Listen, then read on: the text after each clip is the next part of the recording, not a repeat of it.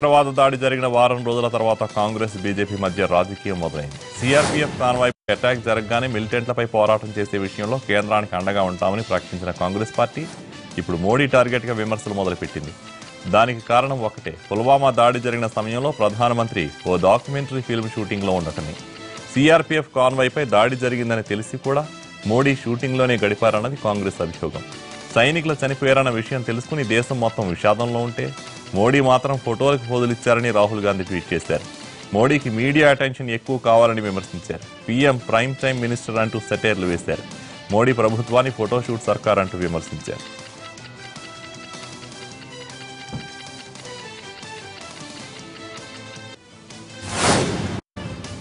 కాంగ్రెస్ ఆరోపణలు బీజేపీతో పాటు కేంద్ర ప్రభుత్వ వర్గాలు కూడా ఖండించాయి. ఉగ్రదాడి జరిగిన వెంటనే మోడీ ప్రతి క్షణం ఉన్నతాధికారులతో సమీక్ష నిర్వహించిన విషయం రాహుల్కు తెలియదా అంటూ బీజేపీ నేతలు ఎదురుదాడి చేశారు.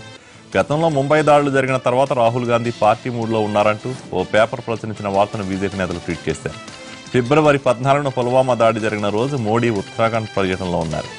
ప్రతికూల వాతావరణం కారణంగా పుల్వామా దాడి సమాచారాన్ని అధికారులు ఆయనకు 25 నిమిషాలు ఆలస్యంగా చేరవేశారు. పుల్వామా దాడి గురించి తెలియగానే ఆయన తన ర్యాలీని రద్దు చేసుకున్నారని, జాతీయ భద్రతా సలహాదారు నుంచి ఎప్పటికప్పుడు సమాచారం తెలుసుకుంటూనే ఉన్నారని పీఎంఓ వర్గాలు చెబుతున్నాయి. అయితే కాంగ్రెస్ మాత్రం వీటిని నమ్మడం లేదు.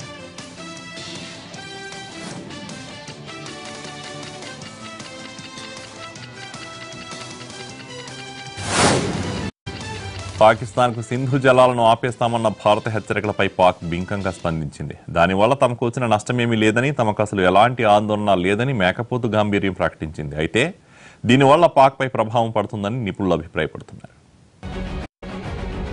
పుల్వామా దాడి తర్వాత భారత్ పాకిస్తాన్ల మధ్య ఇప్పటికే ఉద్రిక్త వాతావరణం నెలకొంది.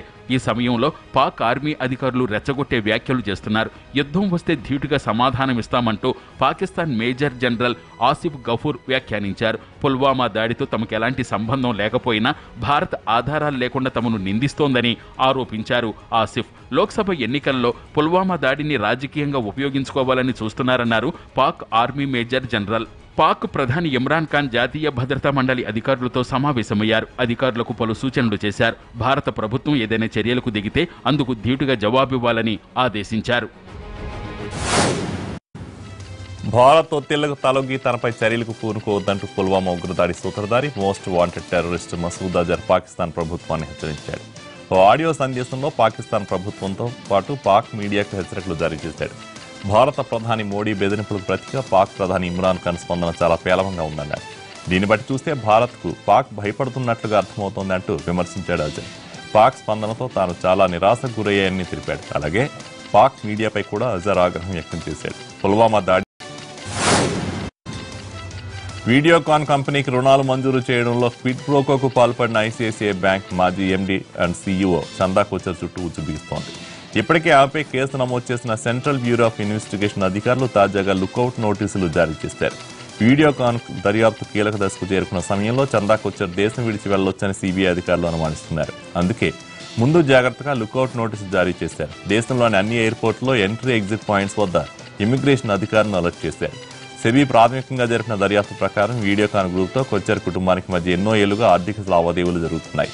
ఎండీ సీఈఓ స్థానంలో ఉన్న చందా కోచర్ తన పదవిని అడ్డం పెట్టుకుని భర్త కంపెనీల కోసం బ్యాంకింగ్ నిబంధనలను ఉల్లంఘించారు. ఆమెకు లుకౌట్ నోటీసులు జారీ చేసిన సిబిఐ అధికారులు త్వరలోనే చందా కోచర్ను విచారించే అవకాశం ఉంది. పోర్ట్ సిటీ విశాఖకు క్రికెట్ ఫేవర్ వచ్చింది. పేటీఎం సిరీస్లో భాగంగా మొదటి టీ20 ఆడటానికి భారత్, ఆస్ట్రేలియా జట్లు నగరానికి చేరుకున్నాయి. హైదరాబాద్ మీద ప్రత్యేక విమానంలో ఆస్ట్రేలియా జట్టు చేరుకోగా భారత క్రికెటర్లు ఎవరి స్వస్థలాల నుండి వారు వివిధ విమానాల్లో వైజాగ్ చేరుకున్నారు. ఈ నెల 24 సాయంత్రం జరగబోయే మ్యాచ్ కోసం ఈ రోజు నైట్ ప్రాక్టీస్ చేయనున్న ఇరు జట్లు తమ అభిమాన క్రికెటర్లను చూడటానికి అభిమానులు ఎగబడుతున్నారు. విశాఖ ఎయిర్పోర్ట్ క్రీడాకారులు బస చేసిన నోవాటెల్ హోటల్ నెట్ ప్రాక్టీస్ వద్ద సందడి చేస్తున్నారు అభిమానులు.